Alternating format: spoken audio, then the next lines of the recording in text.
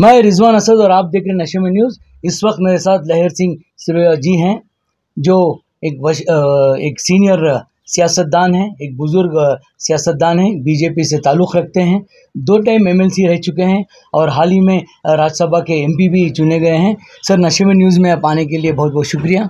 नमस्कार। लहर सिंह साहब को क्या कहना है? उनका एक इंट्रोडक्शन इतना ये है कि मैं बहुत छोटा हूँ इनके लिए। ये हमारे प्रधानमंत्री श्री नरेंद्र मोदी के बहुत ख़ास हैं और गृह मंत्री अमित शाह के भी ख़ास है। बीजेपी और आरएसएस में इनकी बहुत चलती है, आरएसएस से बहुत कनेक्शन है। 50 साल पहले बेंगलुरु आए थे और आने के बाद एक बहुत रेयर पॉलिटिशियन है, एक ईमानदार पॉलिटिशियन है, दिल से बोलते हैं। इनकी एक्चुअली मन की बात है, ओरिजिनल मन की बात है। मैं इनको पिछले 20-25 साल से जानता हूँ, वो बदले नहीं, चाहे उनका दिल इतना साफ़ है और इतना अच्छा बोलते हैं, सच बोलने में कभी भी डरते नहीं। और आज इन्होंने नशेमंद को दावत दी है कि आइए मेरा इंटरव्यू लीजिए। आपका बहुत बहुत शुक्रिया सर। सबसे पहले हम जो आज सियासी हालत हो रही है देश में, इसके बारे में चुनाव हो गया है, 5 मतदान हो गए हैं, 428 सीट का मतदान हो गया, 115 सीट बाकी है, अभी 2 फेज़ बाकी है। इससे क्या कहना है कि इन 5 मतदान में बीजेपी की क्या स्थिति है और क्या होने वाला है? आपके सवाल का जवाब दूं उसके पहले एक बात स्पष्ट करना चाहूँगा कि मैं आदरणीय मोदी जी के और अमित शाह जी के बिल्कुल क्लोज नहीं हूँ। ये आपका बड़पन है सर। उनका अनुयायी हूँ और आरएसएस का अनुयायी हूँ। मेरे उसमें वहाँ चलती ऐसी बात नहीं है। एनीहाउ सर, बड़े लोग सब ऐसे ही बोलते हैं। नहीं, मैं बड़ा भी नहीं हूँ। एनीहाउ तो लेकिन आपकी जो ये बात है कि जो भी 5 फेज़ हो चुके हैं और आगे आने वाले चुनाव के नतीजों की प्रतीक्षा और 115 सीटों के और चुनाव बाकी हैं, तो मैं समझता हूँ कि जो आदरणीय नरेंद्र मोदी का जो विश्वास है कि सबका साथ, सबका विश्वास और सबका प्रयास, और इस कारण से ही देश आगे बढ़ सकता है और उस पर वो चलने की पूरी कोशिश की है अब तक उन्होंने। हालांकि उनको उससे दिग्भ्रमित करने का कोशिश हुआ है अलग अलग मुद्दे उठाकर, लेकिन उनके मन में स्पष्ट है कि हम सब लोग, पूरे 130 करोड़ लोग मिलकर ही इस देश को आगे शक्ति बढ़ा सकते हैं। तो उस पर आगे आने वाले दिनों में और भी चलेंगे। और इसी संदर्भ में एक बात कहना चाहूँगा कि मैं पिछले 2 महीनों से मेरे मुस्लिम भाइयों के घरों में जाकर उनसे मिलकर उनके विचार जान रहा हूँ और उनकी समस्या और क्या है। और बीच में मैंने फिर चुनाव की वजह से रोक दिया कि ऐसा नहीं लगे कि मैं चुनाव की वजह से वोट मांगने आया हूँ। आगे भी मैं जाऊंगा और इसका प्रयास करूंगा, मिलूंगा लोगों से, कई लोगों से मिल चुका हूं, आपको मैंने बताया भी है। तो मैं समझता हूँ इस आने वाले दिनों में हमारी सरकार प्रबल बहुमत से प्रचंड बहुमत से बनने वाली है और आगे आने वाले दिन जो है देश के लिए बहुत अच्छे होंगे और सब हिंदू, मुस्लिम, सिख, ईसाई सब के लिए बहुत अच्छे होंगे, चाहे किसी भी जाति का हो। और हर जाति के, हर धर्म के गरीबों का आगे कल्याण होगा, ऐसी उनकी योजना है। और पिछले 5 वर्ष जो है कई बातों से ख़राब हो गए। बीच में कोविड चला 2 वर्ष तक, और फिर कोविड जब चला और ख़त्म हुआ, उसके बाद जब पार्लियामेंट चली तो कांग्रेस ने मूर्खतावश पार्लियामेंट चलने नहीं दी और उस समय कुछ देश की समस्याओं के बारे में डिबेट हो सकती थी, वो डिबेट होने का मौका नहीं दिया। बहुत कांग्रेस और अपोजिशन नेता को तो सस्पेंड कर दिया गया था, तो इसलिए नहीं सस्पेंड मैं बताऊँ, मैं तो राज्यसभा में रहा हूँ 2 साल से और मैं आपको बताना चाहूँगा 2 साल में इस बार ये अधिवेशन छोड़ दो तो किसी अधिवेशन चला ही नहीं। हर बार अलग अलग मुद्दे लाए। एक बार जो उनको ईडी का नोटिस दिया राहुल गांधी को, तो पूरी संसद के चलने नहीं दी उन्होंने। लोग सड़कों पे आए और सड़कों पे नहीं, जब उनका नहीं चला तो संसद नहीं चलने दी, नारेबाजी की, आपको सबको मालूम है। उसके बाद में कभी उन्होंने अंबानी का मुद्दा ले लिया, अडानी और अंबानी का मुद्दा ले लिया, कभी और कोई मुद्दा ले लिया। हर मुद्दे पर उन्होंने इसको चलने नहीं दिया।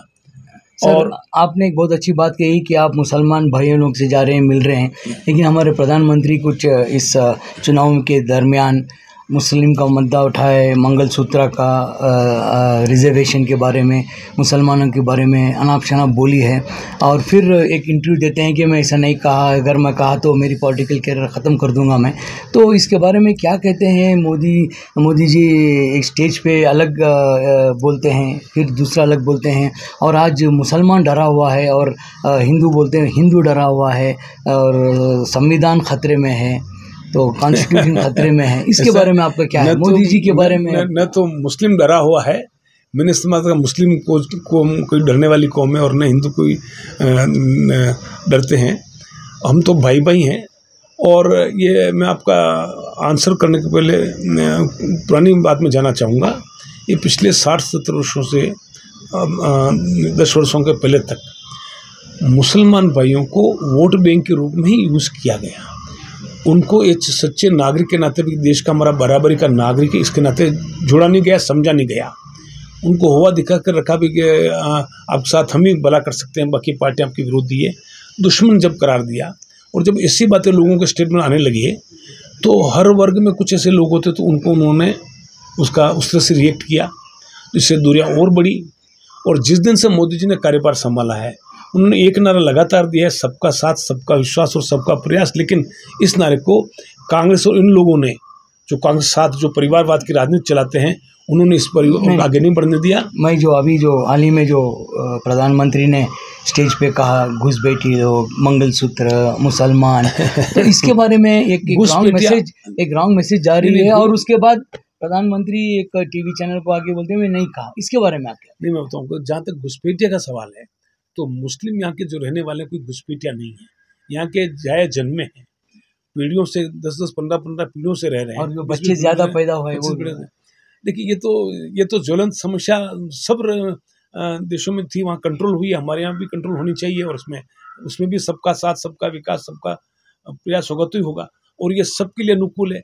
अगर जनसंख्या जो आज विदेशों के सब जगह करीब कंट्रोल में, कुछ कंट्रियों को छोड़ के, जिसमें हमारा भी एक कंट्री है, तो उसमें मैं समझता हूँ धीरे धीरे कमी आ रही है, लोग समझदार हो रहे हैं, और लोग इससे जो प्रधानमंत्री जो बोले आपके इसके बारे में क्या बोल रहे हैं? प्रधानमंत्री जी का जो है, प्रधानमंत्री ने कभी मुस्लिम के खिलाफ बात नहीं किया, बल्कि हमेशा सबको जोड़ करके उन्होंने बात की है।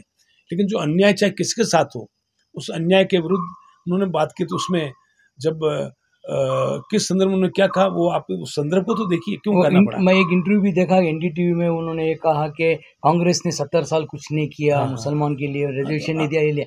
मगर फिर जब स्टेज पे जाते हैं तो एक अलग मोदी दिखते हैं। नहीं, उसमें क्या होता है, जब कुछ बातें जो नैरेटिव वो स्थापित करना चाहते हैं, जैसे उन्होंने, आपने देखा मैनिफेस्टो में मुस्लिम्स को अनावश्यक तवज्जो दी। मैं मुस्लिम भाइयों को बताना चाहता हूँ, कांग्रेस का मैनिफेस्टो में कहीं नहीं है। कांग्रेस ने मैनिफेस्टो में, यहाँ कांग्रेस कर्नाटक का मैनिफेस्टो में था, कई चीजें थी।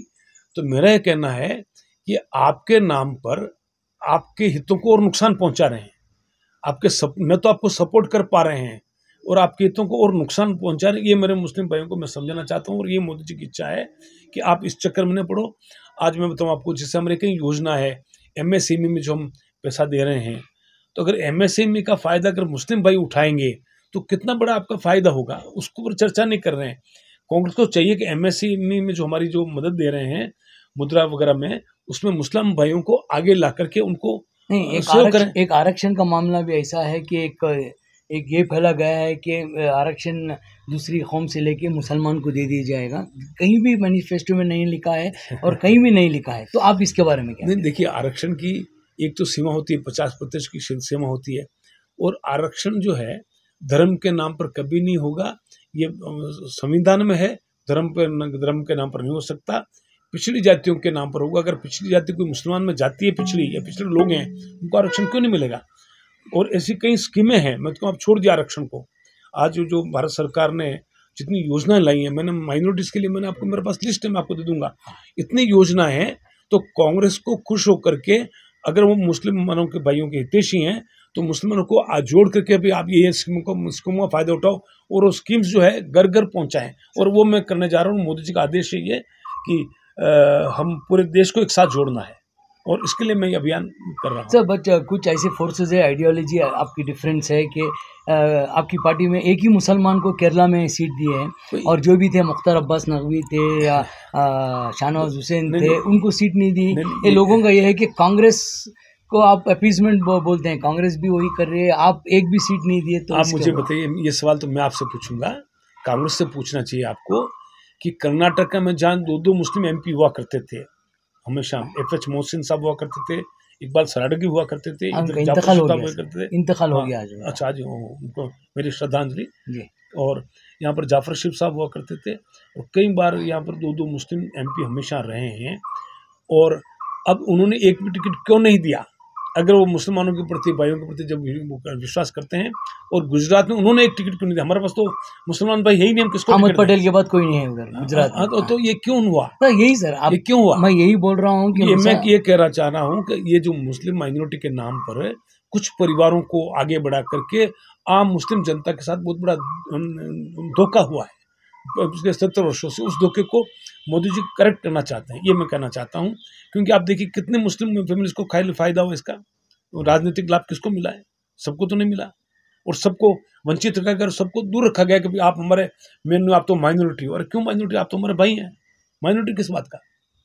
तो ये जो हवा फैला करके आपको माइनॉरिटी का टैग लगा करके, मैं समझता हूँ सबसे बड़ा नुकसान उन्होंने देश का भी किया और आपका भी किया और हमारा भी किया है।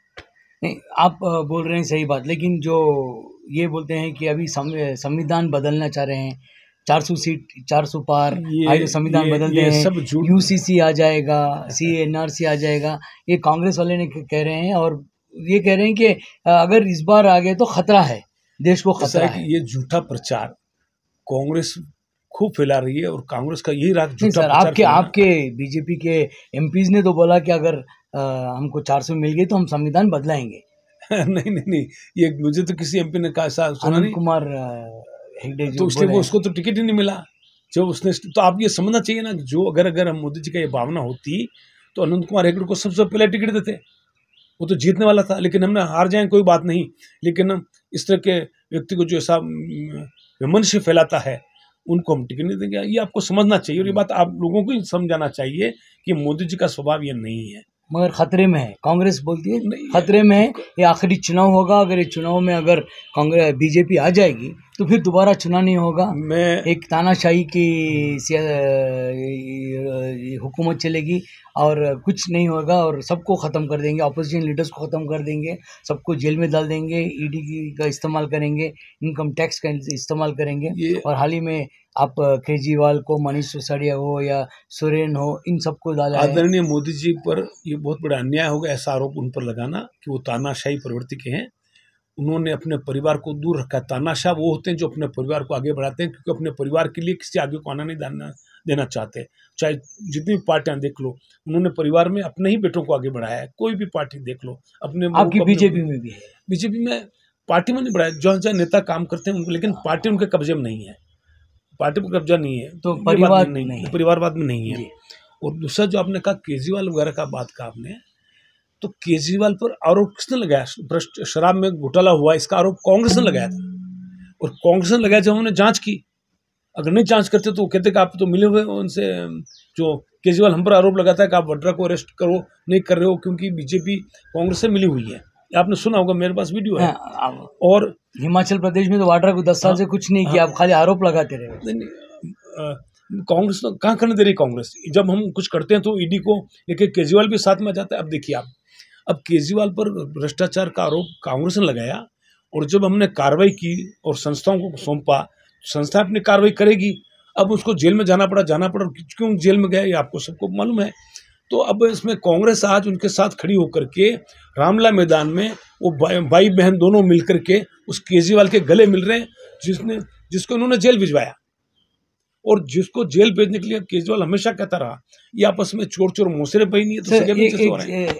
आपकी पार्टी में भी जितने भी लीडर्स आए, नेता आए, चाहे अजीत पवार हो या देखिए मैं आपको एकनाथ शिंदे हो, यहाँ हमारे, मैं आपको एक विश्वास दिलाता हूँ, जनार्दन रेड्डी रहो, जितने भी मैं करप्ट नेता हैं जिनके ऊपर ईडी केसेस थे, जिनने प्रधानमंत्री ने कहा कि इन्होंने घोटाला किया है, वो सब बीजेपी में आए, वॉशिंग मशीन में आए, वॉशिंग मशीन से धुल के आए हैं। और आज वो एक मुख्यमंत्री है, एक हेमंत सोरेन आसाम के मुख्यमंत्री हैं, एकनाथ शिंदे हैं, अजीत पवार हैं, एक 25-30 लोग ऐसे हैं, ज्योतिरादित्य सिंधिया है। तो आप जितने भी करप्ट लोग निकाल के आपकी पार्टी में डालें, तो मोदी जी वो दूसरी पार्टी को पूरा एकदम साफ सुथरा कर दिया और आपकी पार्टी में करप्ट लोग आ गए। देखिए, एक बात मैं विश्वास आपको दिलाना चाहता हूँ। आज मैं हालांकि कोई पार्टी का प्रवक्ता नहीं हूँ या मोदी जी का कोई प्रतिनिधि भी नहीं हूँ, लेकिन मैं विश्वास दिलाना चाहता हूँ कि आगे आने वाले 5 वर्षों में भ्रष्टाचारी चाहे किसी भी पार्टी का वो बचेगा नहीं।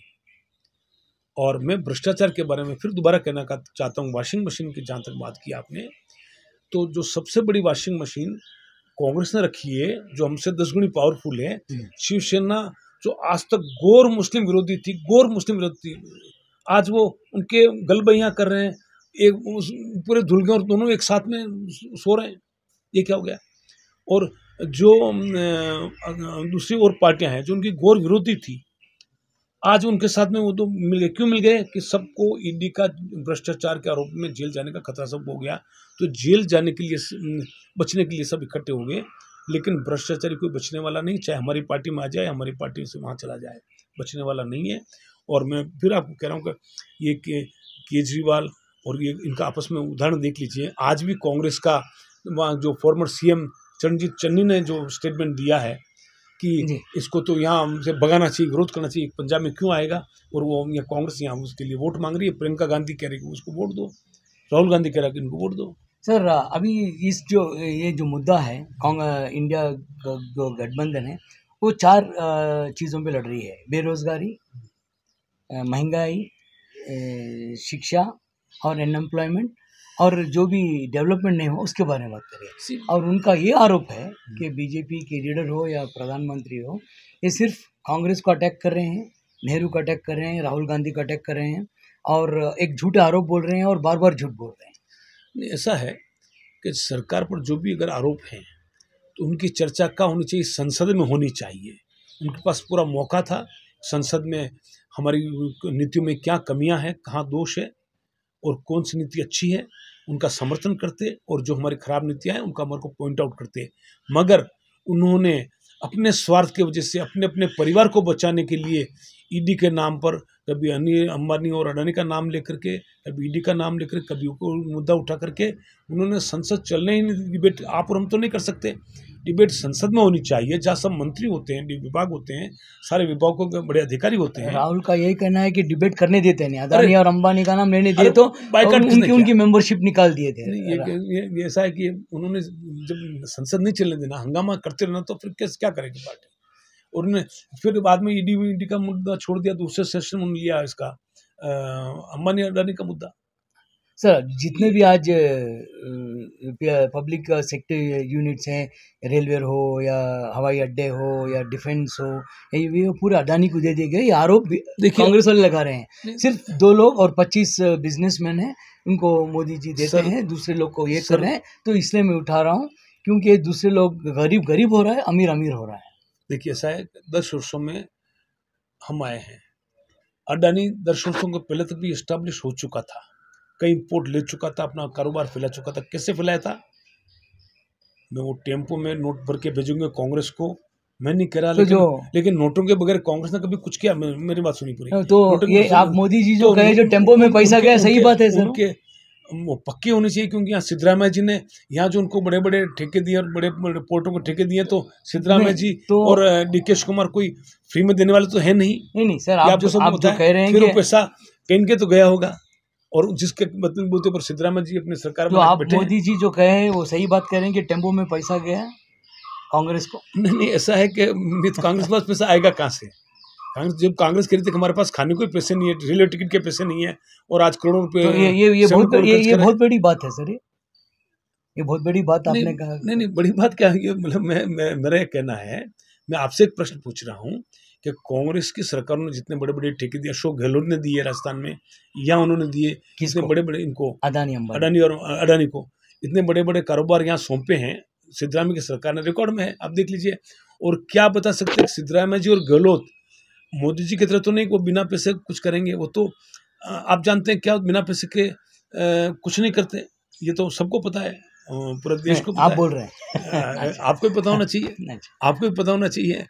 अगर आपको पता नहीं है तो मैं समझता हूँ आपको पत्रकारिता का नहीं और अध्ययन करना चाहिए। नहीं है, मैं नहीं कह रहा हूँ, ये आप करें, मैं बोलने से लेकिन मेरा ये कहना है कि ये इससे अडानी को बिना बात का बदनाम करना, और ममता जी ने भी वहाँ उनको पोर्ट दिया है, तो ये 10 साल पहले से ही अडानी खूब मजबूत हो चुके थे। और जब आदमी मजबूत होता है तो वो मेरिट के आधार पर वहाँ लेता है, अपनी ताकत होती है, मेरिट होता है, तो उसको हम कैसे रोकें? डेवलपमेंट को तो रोक नहीं सकते।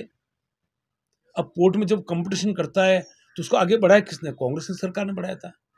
हम तो फिर भी बैलेंसिंग कर रहे हैं, कोई जैसे यहाँ के और बाकी लोग आगे आए।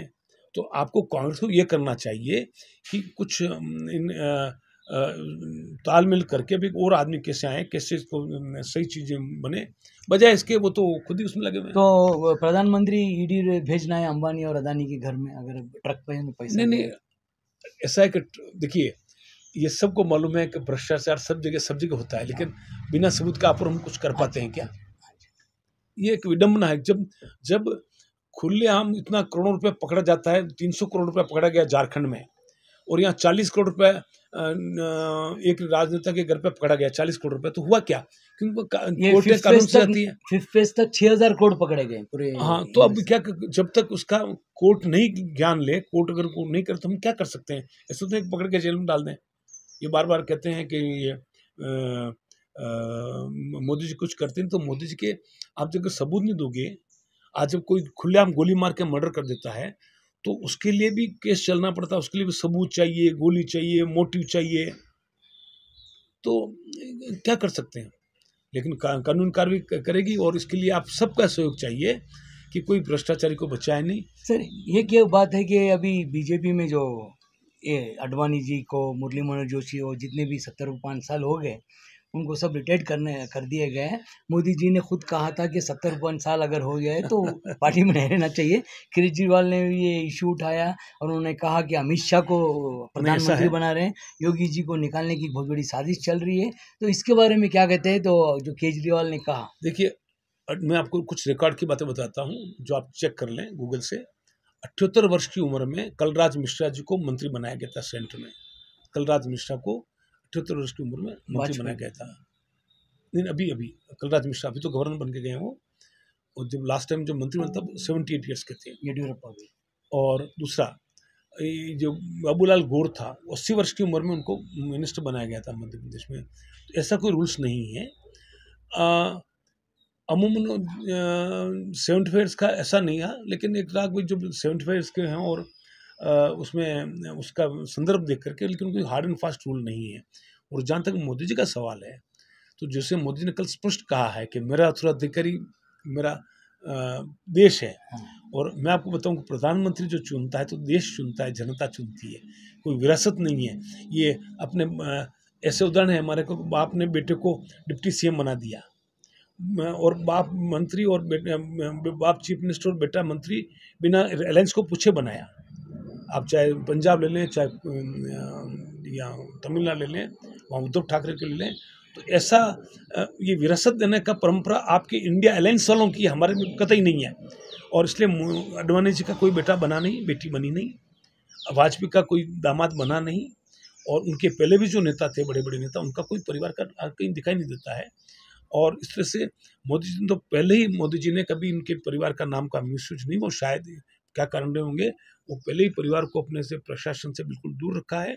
और उत्तराधिकार विरासत वाली बातें जो है, ये केजरीवाल, और मुझे इनकी अकल पर तरस आता है कि कैसे लोग हैं और किन पर आरोप लगा रहे हैं। नहीं, सब लोग उत्तराधिकार ऐसा होता है कि मैंने योगी जी के बारे में क्या कहना चाहते हैं कि योगी जी को हटा रहे? देखिए, किसी भी नहीं, अमित शाह और योगी जी का नहीं बन रहा है, नवीन गिरी, राजनाथ सिंह की नहीं बन रही है, किसी का, तो बीजेपी में एक सेंटर पावर प्रजातंत्र में मैं नहीं समझता हूँ कि किसी भी पार्टी में ये होना चाहिए, और हमारी पार्टी में बिल्कुल कतई नहीं है। हटाना और रखना ये हमारे उसमें नहीं है, वो जनता पर निर्भर करता है। अगर अनंत कुमार को हेगड़े को टिकट नहीं दिया तो जनता की मांग थी। प्रताप सिन्हा को भी प्रताप सिंह ने नहीं दिया तो जनता की मांग प्रताप नहीं सिन्हा को होगी। इसलिए दिया, वो पार्लियामेंट में कुछ अटैक हो गया इसलिए नहीं वो दिया। नहीं, मैंने उसमें नहीं जाता, कई कारण क्या होंगे मुझे नहीं पता, लेकिन हमारा ऐसा कंपल्सन नहीं है। और मैं बता रहा हूँ आपको कि हमारी पार्टी में चाहे मोदी जी को ले लो, चाहे प्रमोद महाजन को ले लो, जो भी नेता उभर के आए अपनी ताकत से उभर के आए और अपनी ताकत से बने। न कोई किसी का रिश्तेदार कभी नहीं रहा। मुरली मनोहर जोशी भी नहीं थे किसी के रिश्तेदार, अडवाणी जी नहीं थे, वो बिल्कुल अलग से सीन से आए हुए हैं। ये एक और आरोप है, बीजेपी हमेशा मज़हब के बारे में बात करती है, हिंदू मुसलमान को डिवाइड करके बात करती है। आपके पास कोई मुद्दा नहीं, 10 साल से कोई काम नहीं हुआ है, ये आरोप अपोजिशन का है। तो इसके बारे में क्या कहते हैं आप? जहाँ भी जाओ हिंदू मुसलमान मंदिर मस्जिद है, तो डेवलपमेंट के बारे में क्या है? बेरोजगारी। ये अच्छा होता है कि कांग्रेस और विरोधी पार्टियां मोदी जी पर विश्वास करते, उन्होंने जो नारा दिया सबका साथ सबका विश्वास और सबका प्रयास, ये जो नारा उन्होंने दिया उस नारे को समझते और उस नारे पर पूरे देश को एक करने में मोदी जी का हाथ बंटाते, तो शायद आज 10 साल में जितना बढ़े हम उससे और आगे बढ़े हुए होते। लेकिन भी कुछ नहीं है। अब देश की जनता समझ चुकी है और मेरे माइनॉरिटी के भाई भी अब समझ चुके हैं कि ये जो प्रोपेगेंडा कांग्रेस का रहा है अब शायद आगे नहीं चलने वाला है। और ये चुनाव के निर्णय आपको बताएंगे कि आगे आने वाले दिनों में क्या होगा। और मुझे पूरा विश्वास है कि ये 2024 के बाद में मुस्लिम भाइयों को भी समझ में आएगी और आने वाले जो है 5 वर्ष हम हिंदू मुस्लिम लोग गंगा जमुना का जो तहजीब है, हम देश में एक ताकत बन के उभरेंगे। और मैं बता रहा हूँ कि जब हिंदू और मुस्लिम अगर में ये मतभेद खत्म कर देते हैं, ये सियासत लोगों के हम झांसे में नहीं आते हैं और हम भाई भाई की तरह रहते हैं, तो ये देश बहुत जल्दी ही पूरे देश का सुपर पावर बन सकता है। और यही कारण है कि विदेशी ताकतों के इशारे पर चलने वाली हमारी ये इंडिया अलायंस की जो पार्टियां हैं, जो उनके बलबूते पर चलती है, आपने देखा होगा 7 करोड़ रुपया विदेश से कैसे आया। नहीं, आप उनको, तो ये लोग नहीं चाहते हैं तो उनके पर केस डाल के उनके अरेस्ट क्यों नहीं कर रहे हैं? ये नहीं चाहते हिंदू मुस्लिम एक हो जाए, क्योंकि इन्होंने बंटवारा किया था, हिंदुस्तान पाकिस्तान इन्होंने बनाया था और उसका कितना बड़ा नुकसान आपको और हमको सबको हुआ है, आपको मालूम है। और फायदा किसका हुआ इसका? कुछ कश्मीर के 3-4 परिवारों को, और पाकिस्तान के 10-20 परिवारों को, 50 परिवारों को, 100 परिवार होंगे। पूरा देश की जनता का नुकसान। जो कह रहे हैं जो बंटवारा हुआ वो नहीं होना था। हाँ, बिल्कुल नहीं होना था, उसी का आधार तो हम लगाए। तो अखंड भारत अब बना रहे हैं, बनना चाहिए, क्यों नहीं बनना चाहिए? क्यों? अगर पाकिस्तान तो हिंदुस्तान, तो पाकिस्तान बांग्लादेश हिंदुस्तान में मिलाना चाह रहे हैं, तो कोई मिल जाए तो मैं बताऊँ आपको सुपर पावर बनने से कोई ताकत रोक नहीं सकती। सर, एक और आरोप है, राहुल गांधी हमेशा इस चुनाव में ये कह रहे हैं कि मोदी जी प्राइम मिनिस्टर नहीं बनेंगे और जो भी बोलते हैं झूठ बोलते हैं। और उन्होंने चैलेंज भी किया, एक डिबेट होने वाला है, राहुल गांधी ने वो डिबेट को स्वीकार कर लिया है और मोदी जी ने अब तक जवाब नहीं दिया। इसके बारे में आप क्या कहते हैं और राहुल गांधी के बारे में क्या कहते हैं? देखिए, राहुल गांधी वो एक प्राइम मिनिस्टर मटेरियल होने वाले हैं इंडिया। राहुल गांधी के बारे में ये कहना है कि इंडिया अलायंस ने भी उनको नहीं माना है। इंडिया अलायंस अगर मैंने जैसे आप डिबेट की बात की, तो किससे डिबेट करें? ममता से करें, ममता जी से करें, स्टालिन जी से करें? वो दो जजेस और एक पत्रकार ने उनको बुलाया है, राहुल गांधी ने नहीं बुलाया है। उन्होंने दोनों को इनविटेशन दिया है और ने कहा, तो राहुल गांधी ने स्वीकार कर लिया और उन्होंने प्रश्न भी रखा है, मैं ये सवाल करने वाला हूँ मोदी जी से और मोदी जी नहीं आएंगे। नहीं, ये ऐसा है कि ये जो है ये 2 जज, उनको किसने इतना अधिकार दिया कि डिबेट के लिए राहुल गांधी को आमंत्रित करे? क्या राहुल गांधी देश के प्रधानमंत्री का उम्मीदवार है? क्या इंडिया अलायंस का चेयरमैन है या इंडिया अलायंस का कन्वीनर है? क्या उसकी पोजीशन क्या है? एक एमपी तो है केरला से, और उसकी पोजीशन क्या है? किस नाते उनसे आप कल तो मैं आपसे कहूँगा कि मेरे से बात करो तो राहुल गांधी की तो होगा क्या? आप कल आप भी कह सकते हैं कि लहर सिंह तैयार है डिबेट करने के लिए, तो राहुल गांधी आएंगे मेरे डिबेट करने? बस चलिए, मैं तैयार हूँ राहुल गांधी से डिबेट करने के लिए। अगर वो जज समझते हैं तो, मगर मैं पढ़ा लिखा आदमी उनको मूर्ख दिखता हूँ और राहुल गांधी उनको अच्छा लगता है। और मैं वादा करता हूँ उन जजों को, अगर आप चाहें तो कहें कि मैं तैयार हूँ राहुल गांधी से डिबेट करने के लिए, आए मंच पर और मेरे को हराने के बाद तो आगे बढ़ेंगे। उस बातों में नहीं जाना चाहता मैं। मेरा ये कहना है कि आगे राहुल गांधी के बारे में क्या है उनके बारे में क्या? अब लोगों की क्या राय है उसमें, जो उस पर क्या राय देने, क्या कोई अपने को नहीं, आप हमेशा सच बोलते हैं। नहीं, उसके बारे में क्या राय रखे हैं? As far as I know, he is the weakest lowest mental IQ का पर्सन है कांग्रेस में।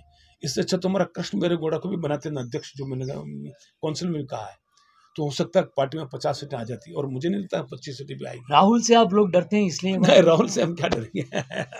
राहुल को तो हमारा स्टार प्रचारक कहा जाता है। सर आप क्या बात कर रहे हो, राहुल तो सब लोग चाहिए, तो मुझे तो बीजेपी का फायदा लोग ये आरोप लगाते हैं कि राहुल गांधी और मोदी जी में कोई मिली भगत, इसलिए राहुल को ही रख रहे हैं ताकि ऐसा पप्पू बना तो रहे हैं। प्रियंका गांधी के बारे में क्या कहते हैं? वो इंदिरा गांधी की झलक दिखती है। क्यों चर्चा करें भाई बहनों की, क्यों चर्चा करें? जब राजनीति में आएगी देखेंगे, क्यों चर्चा करें। सर अभी कर्नाटका की सियासत में आएंगे। कर्नाटका में जो अब 28 सीट में आप 26 सीट हैं, तो इस बार देखिए क्या उम्मीद है आपको? मैं ये इंटरनल असेसमेंट हुआ है, आपकी पार्टी ने किया है, कांग्रेस ने किया है। सिद्धरामैया ने कहा है कि 15 से 20 सीट तक वो लेंगे, और येडियुरप्पा ने कहा कि वो भी लेंगे। तो आप एक उलझे हुए एक अच्छे सियासतदान हैं, आप देखे हुए हैं, आप ग्राउंड रियलिटी जानते हैं। देखिए मेरा ये मानना है, अपन 4 तारीख को फिर बात करेंगे। मेरी समझ से, जो मैं जितना समझता हूँ, जितनी मेरी नॉलेज है, उसके चलते हम अलायंस के साथ 25 सीटों से कम नहीं आएंगे, और ये आपको 4 तारीख को दोपहर के बाद मालूम हो जाएगा। अलायंस की हमारे मिला के 25 सीटें, और मुझे ताजुब नहीं कि अगर और उसके आगे भी बढ़ जाएं, आप चाहे 18 दो, 20 दो। अब कांग्रेस पहले तो 15 बोल रही थी, अब 15 से 18 बोल रही है। हम तो शुरू ही 25 से 28 से कर रहे हैं, तो ये कहने नहीं बात। अब क्या, जब चुनाव हो चुके हैं, इन बातों पर अभी चर्चा क्यों? वही कहावत है, नाई केस कितने, हमारे मारवाड़ी में कहावत है कि नाई को पूछता है कि नाई मेरे सिर में बाल कितने हैं, तो बोलता कि भैया अभी उतर जाएंगे, आप गिन लेना ना। एक और बात है कि ये बात चल रही है कि अगर लोकसभा इलेक्शन के बाद जैसे ऑपरेशन लोटस हुआ था, ऑपरेशन कमला हुआ था, फिर होने वाला है, कैसा हो सकता है, कैसा मुमकिन है? ये मुमकिन इसलिए है नहीं। कि सरकार अंतर विरोधों से घिरी हुई है ये सरकार। और जो हम सब जानते हैं कि DK शिवकुमार जी में और इनमें सिद्धरामैया में जी में क्या चल रहा है। और इसीलिए आपने मालूम सुना होगा कि दलित मुख्यमंत्रियों की एक बैठक हुई थी परमेश्वर के घर पे, तो उसमें वो भी सपना देख रहे हैं खड़गे जी कि इन दोनों को हटा करके दलित मुख्यमंत्री के रूप में मेरा नंबर लग जाए। तो खड़गे जी भी अपना शतरंज बिछा रहे हैं, और यहाँ कन्फ्यूजन इतना ज़्यादा है कि ये सरकार स्वयं गिर जाएगी, कोई ऑपरेशन कमल करने की जरूरत नहीं पड़ेगी, ये अपने आप ही कोलैप्स हो जाएगी, और उसके बाद में आगे क्या निकल के आएगा अभी वो भविष्य के घर में छिपा है। ये भी एक बात आ रही है कि 25 या 30 लोग बीजेपी के कांग्रेस में जमने वाले हैं। ये नहीं सिर्फ कांग्रेस में जाके समर्थन करने वाले हैं, पूरी बीजेपी चले जाते हैं, क्योंकि लोग पूरे विजेंद्रा से नाराज हैं, येडियुरप्पा से नाराज हैं, और पार्टी छोड़ना चाहते हैं, उनका कुछ नहीं हो रहा है। नहीं, हम विजेंद्रा को मुख्यमंत्री बना दीजिए, हम सब चले जाएंगे पूरी बीजेपी के साथ एक साथ। नहीं, अभी जो सदर हैं आपकी पार्टी के, तो उनसे नाराज हैं।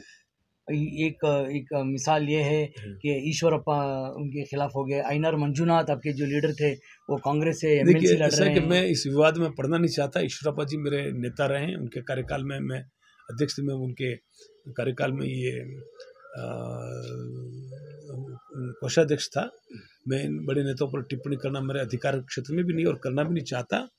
4 तारीख को जो है जनता जो है किसका क्या है स्थान दिखा देगी। सर एक अहम सवाल, बीजेपी जेडीएस से अलायंस क्यों की?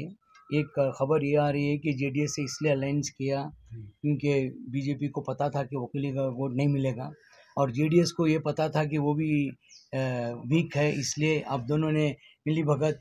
आपको पता है कि कुमारस्वामी ने येडियुरप्पा को कैसा धोखा दिया, और फिर आप उनसे दोस्ती हुई, प्यार मोहब्बत हो गई, और अभी अलायंस हुआ है। और प्रज्वल रेवन्ना के बारे में भी आप इस मामले में मैं बोलता हूँ, ये वीडियो आया है, और प्रधानमंत्री भी आके प्रज्वल रेवन्ना को सपोर्ट किया और वोट मांगा है। इसके बारे में क्या कहते हैं? बीजेपी को मालूम था अलायंस क्यों गया, और जेडीएस को मालूम था अलायंस इसलिए क्या क्योंकि प्रज्वल रेवन्ना बचना चाहते। मैं बताऊँ आपको, जो अलायंस का जहाँ तक सवाल है, वो राष्ट्र के हित में और राज्य के हित में कुछ फैसले लेने पड़ते हैं। हाईकमान ने सोच समझ कर ये कोई फैसला किया होगा जिसकी मेरे पास जानकारी नहीं है। और जहाँ तक, और ये भी परिवार पार्टी थी सर, तो इसलिए क्यों नहीं, परिवार पार्टी में तो हमारे उससे क्या लेना था? उसमें मोदी जी हमेशा परिवार पार्टी के खिलाफ और जो प्रज्वल वाली जो बात आपने कही, मैं एक आपके चैनल के माध्यम से कहना चाहता हूँ, सबको खुल के कहना चाहता हूँ कि सब बड़े लोगों को अपने विचार करना पड़ेगा अपने आगे वाले संतानों के लिए, क्योंकि उनके बड़े लोगों के, चाहे जो पावरफुल हैं, चाहे मंत्री हों, मुख्यमंत्री हों या बड़े उद्योगपति हों, जो हाई पावर कनेक्शन वाले लोग हों, उनके बच्चों का हालत क्या है, यह सबके लिए विचारने की बात है। किसी एक को लेकर के इसको एक को पॉइंट आउट करना, वो सरकार अपना काम करेगी, लॉ अपना काम करेगी, लेकिन जो प्रज्वल रेवन्ना ने जो किया लेकिन ये सबके लिए चिंता का विषय है। अपने जो जितने बड़े लोग हैं, उनके ज़्यादातर बड़े लोगों के बेटे जो है इस तरह की हरकतों में लिप्त हैं। आपने रेव पार्टी में कल देखा होगा, आपने परसों जो एक रेव पार्टी में जो हुआ कांड, जो खुलेआम वहाँ पर ड्रग्स बिक रही थी, बड़े बड़े लोगों के बेटे वहाँ पे थे, और जिस तरह से अपने कई बार अपने कई घटना यौन शोषण किया है, इन्होंने बलात्कार किया है 2800 महिला से। जो ये घटना हमारी पबों में वगैरह हुई है, मारपीट की ये होती है, रोज रोज एक्सीडेंट पुणे में हुआ है, बेंगलोर में हुआ है, तो ये सब बड़े लोगों के लिए, मैं समझता हूँ सबके बड़े लोगों के लिए बजाय टिक्का टिप्पणी करने के अपने अपने घरों में भी देखने की जरूरत है कि हमारे बच्चे तो इससे कामों में लिप्त नहीं है। और ये सब के लिए सलाह है कि इस तरह से जो है एक पावरफुल आदमी इस तरह के कामों का अपना अधिकार मान लेता है, ये सबके लिए चिंता का विषय होना चाहिए, गरीब के लिए भी और अमीर के लिए भी। सर ये भी जो इस रूप में देखना चाहिए। प्रज्वल रेवन्ना के बारे में जो है 26 तारीख से वो लापता है, अब तक आया नहीं, तो इसके बारे में क्या कहती है? उसका डिप्लोमेटिक पासपोर्ट भी कैंसिल नहीं हुआ, सिर्फ आरोप लग रहा है तुमने सीडी रिलीज किया, मैंने किया। ये जो महिलाएं जो आज शर्म से बाहर नहीं आ रही है, उनके ऊपर जो अत्याचार हुआ है, उनके ऊपर जो डिप्रेशन हो रहा है, उनके ऊपर जो तकलीफ हो रही है, सोसाइटी में नाम नहीं हो रहा है, उनको इंसाफ नहीं मिल रहा, इसके बारे में क्या? दो बातें हैं, आपने फिर दो बातें पूछी। एक तो ये है कि प्रज्वल रेवन्ना पर कार्रवाई की बात, उसके लिए जो लॉ एंड कानून का ऑर्डर रहता है वो अपने आप कार्रवाई करता है, क्योंकि कोर्ट हर चीज़ वॉच करती है। आप देखो, उसने परसों जो लड़के को पकड़ा, कोर्ट ने 1 घंटे में छोड़ दिया। पुणे वाला जो केस हुआ था, 1 घंटे में छोड़ दिया। 16 साल का लड़का जो कार में, और जबकि 17 साल और 8 महीने का लड़का है, 4 महीने बाकी 18 साल होने में, और जबकि कानून बन चुका है, सुप्रीम कोर्ट का जजमेंट है, हीनियस क्राइम में उनको अरेस्ट करना चाहिए। जज ने वो एक चिट्ठी लिख के छोड़ दिया। तो कोर्ट में प्रीमेच्योरली आप किसी का पासपोर्ट कैंसिल करना आपके अधिकार में नहीं है, वो एक लॉ के प्रोसेस के थ्रू ही हो सकता है। ये बात सबको समझनी चाहिए, वो अलग बात है। और दूसरी बात जो है, ये जो ड्रग्स को लेकर के और इस तरह के जो ये लेकर के जो हो रहा है, और ये जो हम अपने औरतों की बात की, उनकी मान आने हुई बात हुई, तो मैं कहूँ जो प्रज्वल ने जो किया है, जितना किया है या नहीं किया है, उसके सजा मैं समझता हूँ कि दुनिया की कोई ताकत उसको बचा नहीं सकती, और कोई बचाना भी नहीं चाहिए। लेकिन उन महिलाओं का जो उनका एक्सपोजर हो गया है, जो अपनी मर्जी से गई होगी, बिना मर्जी के गई होगी, उसमें तो किसी ने सुसाइड भी कर लिया, जो मैंने सुना है, और उसको मैटर को दबा के रखा, ज़्यादा मीडिया ने भी डिप्रेशन में गया है, वो सोसाइटी में ज़्यादा मीडिया ने भी उछाला नहीं उस बात को। तो इस तरह से जो उन औरतों का ये किसने किया? ये तो प्रज्वल रेवन्ना ने नहीं किया, ये तो और लोगों ने किया जो बाहर हैं। तो उन पर भी कार्रवाई होनी चाहिए। जितनी कार्रवाई प्रज्वल रेवन्ना पर होनी चाहिए, उतनी ही कड़ी कार्रवाई उन लोगों पर होनी चाहिए जिनने पब्लिक में एक्सपोज किया, और जो पेन ड्राइव रख के इतने महीने जो ब्लैकमेल कर रहा था, उसको भी सजा मिली। तो ये उनको सबको, और इसके लिए मैं चाहता हूँ ये मैटर जो है सीबीआई को सौंपा जाए, या सुप्रीम कोर्ट इसको गाइडेंस में चले, या हाई कोर्ट के गाइडेंस में चले, और इसकी कार्रवाई होनी चाहिए। और मैं फिर कहता हूँ ये पूरी सोसाइटी के लिए चिंता का विषय है, और हम सबको बजाय इसको एक अपराध के रूप में देखने के, इसको व्यापक रूप से सोचना चाहिए कि इस बारे में ऐसी घटनाएं नहीं बने, और हमारे जो पावरफुल लोगों के, जो सत्ताधारी लोगों के, और जो जिनके हाथ में सत्ता के सूत्र होते हैं, उन लोगों के बच्चे अगर ऐसी हरकतें करते हैं, उन पर कैसे कड़ी कार्रवाई हो और कैसे उनके बच्चे नहीं बिगड़े, ये उनका भी कर्तव्य और हमारा भी कर्तव्य है। साहब, आपने आपकी मन की बात कही, बहुत सच्ची बात कही, दिल से बात कही, बहुत बहुत शुक्रिया। जाने के टाइम अभी लास्ट मैसेज क्या है? अभी चुनाव 4 तारीख को रिजल्ट आने वाला है, देश की हालत के बारे में, और जो आप हिंदू मुसलमान की जो गंगा जमुना तहजीब के बारे में बोल रहे थे, जो आप आरोप डाल रहे हैं, Congress religious politics, division politics कर रही है, मोदी जी भी कर रहे हैं, आप क्या कहना चाहते हैं? मैसेज दे दीजिए, ताकि लोगों को एक मैसेज चाहिए कि बीजेपी के हमारे MP राज्यसभा के एक सही आदमी, जो अच्छे आदमी, दिल के अच्छे आदमी है, आपकी सोच अच्छी है, आप भी एक जैन कम्युनिटी से रखते हैं, जो प्यार मोहब्बत की कम्युनिटी है, तो उसको क्या? ऐसा है कि एक तो प्रधानमंत्री आदरणीय मोदी जी के नेतृत्व में दोबारा बढ़े हुए बहुमत से सरकार बनेगी। मैं आंकड़ों पर नहीं जाना चाहता, और आने वाले दिन बहुत अच्छे सबके लिए होंगे, चाहे हिंदू हो मुसलमान हो, सबके लिए, और गरीबों के लिए विशेष तौर से अच्छे दिन आएंगे। हाँ, इसमें हम सबको प्रयास करना पड़ेगा, कांग्रेस को, अपोजिशन पार्टी को बजाय छिछेलेदार करने के, हम साथ में जुड़ करके कैसे गरीबों का उद्धार हो और कैसे जो सरकार की अच्छी नीतियों को और बढ़िया बनाया जाए, उनमें उनको सलाह दे करके उनको और आगे मिलजुल कर काम करेंगे। और नहीं करेंगे in spite of them, with them, without them और इन स्पाइट ऑफ देम, ये देश प्रगति करेगा और हमारा देश आगे बढ़ेगा। प्रधानमंत्री जी के, मोदी जी के नेतृत्व में, ये मेरा विश्वास है, वादा है। और उनका सबका साथ, सबका विकास और सबका प्रयास का नारा सही अर्थों में 5 वर्षों में लागू होगा। लहर सिंह से बात करने की बहुत बहुत शुक्रिया। जून 4 को सबकी खिदमत आजमानी है। हम देखते हैं कि जून 4 को क्या होने वाला है। जब तक देखते रहिए। मैं रिजवान असद, नेशनल न्यूज़।